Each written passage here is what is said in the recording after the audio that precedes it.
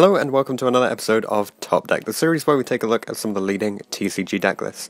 So this time we have Asa's list from the Leeds LLDS, and this is Invoked Mech Knight Sky Strikers, bringing in that new Invoked Link monster which enables a whole bunch of OTKs for the deck. So as per usual, we're going to run through the list, the siding strategy and the rounds, and then we've got some really in-depth comments that will help to guide us through some of the card choices that were made with this list. So looking at the cards themselves, we start off with triple Alistair, triple Ash Blossom, double blue, one indigo, and triple purple. This is very typical of the Mech Knight engines employed at the moment. And then triple Gamma and one driver, triple Invocation. You don't normally see three, but this is basically just so that he can play triple Desires within the deck.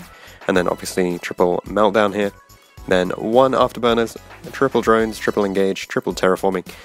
Interestingly, there's double Twin Twisters in here, which could potentially just be a medical specific for the event, or maybe it could just be that the deck doesn't have that much back row removal, and then triple Impermanence is probably one of the best hand traps available. For the extra deck, one Mega Fleet to go with the Cyber Dragons in the side, double Macabre, double Purgatrio, one Alistair Invoked, Link Monster, one Borosword, one Goblin, one Phoenix, one Unicorn, no Cerberus in here, then one Hayate, double Kagari, one Trisbane, and one Underclock Taker for those sneaky OTKs that you can get in. Then triple Cyber Dragon in the side, as we mentioned, dealing with the U-Links. Triple Cherries, one Isolde, triple Evenly, double Magic Deflector, very useful for going first against sort of pure decks, and then a triple Red Reboot. So for the siding strategy that he was using, with his general strategy, he wasn't sure what he would be taking out of the main deck. In particular, he tended to side out some of the consistency cards, things like 1 or 2 Terraformings, a Nightfall, Desires, that kind of thing. But based on how many he was siding in, that would really be what changed what he was siding out from the deck. And he was really just experimenting when he took this to the event, because it is quite a new deck anyway. So for examples of things that he was bringing in, he would be bringing in Cyber Dragons for Goki and Burning Abyss, plus a bunch of rogue strategies where they put in extra monsters, but this never really came up. He had Evenly for going second against anything that makes a big board. In this format, it tended to be a lot of back row heavy decks. And there's also Magic Deflectors, which go in here for going first against Sky Striker variants, and also for Draco. Cherries is there for Goki, hence the Isolde in the side, but it's also there for Pure Striker, as you get rid of your opponent's Kagaris and then you can tend to win from there. Red Reboot was easily the best side deck card for the event. Like most of the side, he didn't see it much throughout the event, however when it did come up it was really strong for him. Very good against True Draco, which won him game 2 and put him in a good position in game 3, and while he didn't activate it against Zephyra, he did side it in for them to play around the counter trap, so he did go up against Zephyr at this event. So let's look at the actual rounds that he played. So round 1 against True Draco, he 2-won them. Fairly typical matchup this. You do tend to win with the Invoked engine against this list because it just has a pretty good matchup for it. Round 2 against Pure Sky Striker, he went 2-0, out-resourcing them there. Round 3 against Mech Knight Trickstar Sky Striker, he went 2-1. Round 4 against Zephyr, he went 2-1, so interesting that Zephyr made it all the way undefeated into round 4. And then round 5 against Pure Sky Strikers, again, he went 2-1 here as well. Alright, so let's look at some of the questions that I asked him. So first of all, as always, I asked him how was the event. He said it was overall fun and it ran pretty smoothly, finishing just before 5 o'clock. It was also funny that since the event took place at his home locals, every round he played someone he knew from the locals or from nearby. Then why did he decide to run Invoked Mech Knight Sky Strikers for this event? He decided to run the deck since he had previous experience playing the Invoked variants. He won an LLDS playing True Draco Invoked last year, and Invoked is one of his favourite archetypes of all. Along with this, he felt that due to the very powerful going first decks like Goki, Altergeist, and Trickstar Sky Strikers dominating the format, he wanted to play something that was good at breaking the boards and for going second.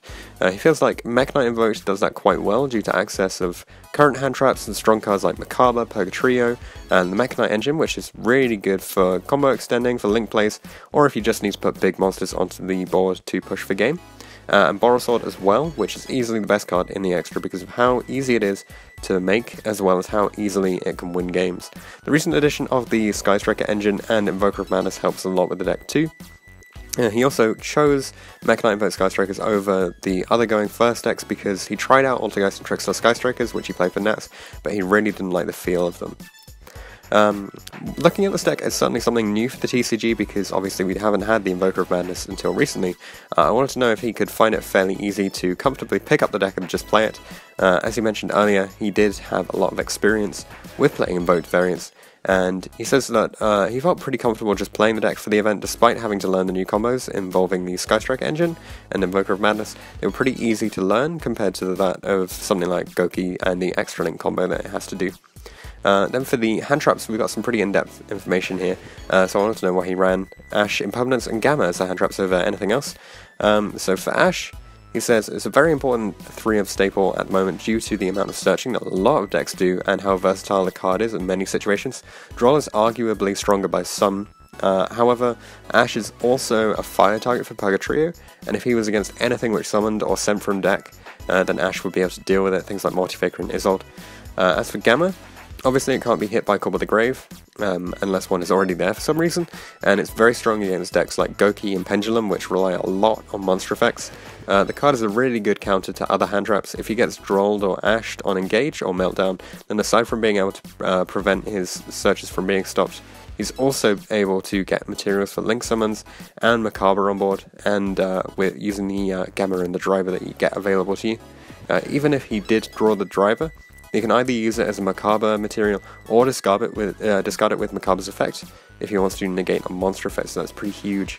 As for the Impermanence, along with Ash, it's another versatile card in the deck. While Veiler can be used from the hand when he already has other cards on the board, a material for Macabre, Impermanence is just a much better card right now due to being able to activate it during either player's turn, so you can deal with floodgates like Ryo and Vanity's Fiend, and you can deal with, and you can help with negates or deal with negates like Macabre, or also activating it from the spell trap zone, obviously meaning that your opponent has to play around it, is quite a big deal as well. Alright, so that's it for the hand traps. Let's look at the rest of the deck. So he has got the double twin twisters in here.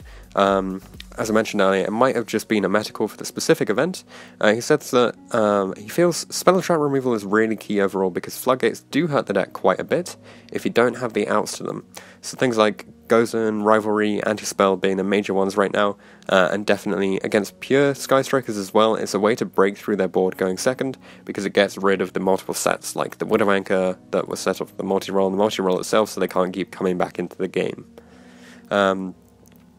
As for the extra deck, so pure Sky Strikers and Trickstar Strikers often have very tight extra decks due to having to use the Scapegoat, so you have, and also wanting to make Link 4s in order to put big monsters on the board, which isn't necessarily something that this deck has to do, so I wanted to know if he felt that the extra deck space was particularly tight, or if it was alleviated by not needing to do that Link climbing through things like Link Spider and Link Rubo.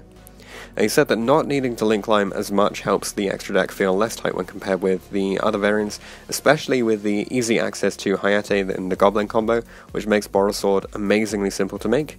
After this event, it wasn't as tight as he thought it would be.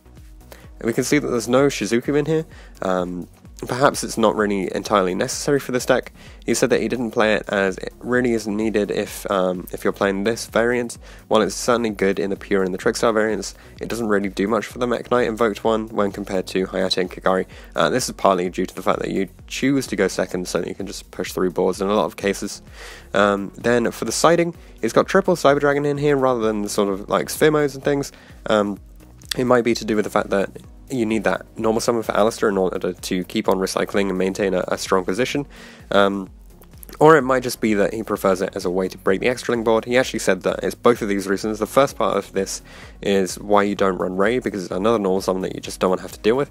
Alistair is certainly the only normal summon that you want in order to get to your invocation, and any other normal summons would just be bricky for the deck. Cyber Dragon is also good for breaking the extra link. It doesn't require the extra normal summon, and it's also good for dealing with stuff like Beatrice in the extra monster zone. And it's another Macabre target too, so it's another light monster in there. Post-siding, you can see that he does have access to a lot of back row. I think it's 8 specific back row removing cards. So I wanted to know if he felt like the deck would struggle against such decks, or if it's just more that evenly is intended for decks that happen to make big monster boards, and it just happens that you can use it against the back row decks as well. linking into a previous question, he said that the deck does struggle to deal with floodgates, so the removal is entirely necessary. Evenly has its uses for both clearing back row and big monster boards as well. In both situations it helps to play around a lot of the problem cards. As for changes that he'd make to the list following the event, he said he'd probably try out some different hand traps. While he's happy with the list overall, he just wants to experiment with a few different ideas, especially with different LLDSs happening over the next few weekends, followed by YCS Utrecht, when we'll start to see the truly competitive sides start to materialize within this meta. He might try Widow Anchor in the main too, as he saw another Mech Knight list that topped a European LLDS mainnet, so he wants to try it out and just see if it's any good. He'd swapped Trisbana for another Link monster too, since he never actually made it. As for the easiest and the hardest matchups, the easiest matchup by far is the Pendulum or Zephyr one, since you can play around the negates really easily, and your opponent having one of the extra deck monsters above scale makes Blue Sky Search really good. Destroying their board with Underclock and Purgatory is still massively important. And the Trickstar and pure Sky Striker matchups aren't bad either, since the decks struggle around the Mech Knights and the big extra deck monsters that you put out, if they don't see their Sky Striker cards and Link monsters of their own. However, the hardest matchup is probably Goki. While he didn't end up playing against it, because only one person at the event was actually playing the deck, it can be really difficult to play against, even with the Mech Knight Invoked build choosing to go second and break boards, since the Nightmares pretty much make the Goki board difficult to break along with the Ibli lock.